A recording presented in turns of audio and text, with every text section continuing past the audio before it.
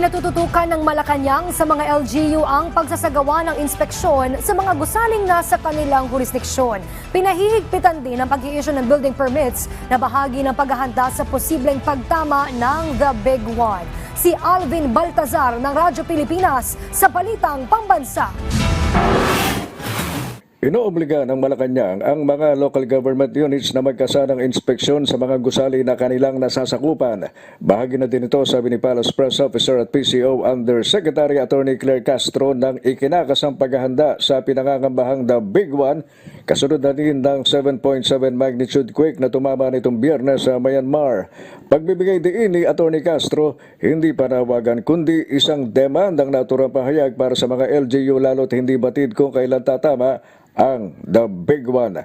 Maaari na anyang pakilusin ang building officers ng bawat LGU para sa kaukulang pagsisiyasat habang binigyan din ng PCO official na maghigpit sa pag-i-issue ng building permit. Ito upang matiyak na ang mga itatayong gusali ay matibay at sumusunod sa panuntunan ng building code. Mga local government units, sa atin din po na idinidemand po natin hanggat maaari po na yung mga building officers nila ay magsagawa po ng mga inspection kung maaari at maging mahigpit din po sila sa pagbibigay ng mga permits. Samantala, itiniyak ng palasyo na patuloy na pinaghahandaan ng pamahalaan ng posibilidad ng pagtama ng The Big One.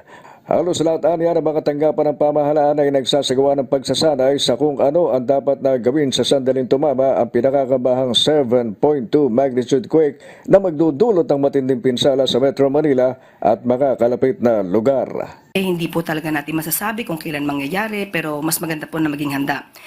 Karamihan po, halos po, ang government agencies po natin, prepared po dyan, nagkakaroon po ng earthquake drill, fire drill, at meron po tayong nakahanda po mga go bags. Ang The Big One ay tumutukoy sa isang inaasahang malakas na lindol sa bansa na maaaring maganap kung gumalaw ang West Valley Fault. Ang West Valley Fault ay isang active fault na dumaraan sa mga lugar ng Rizal, Metro Manila, Cavite, Laguna at lalawigan ng Bulacan. Para sa Balitang Pambansa, Alvin Baltazar ng Radyo Pilipinas.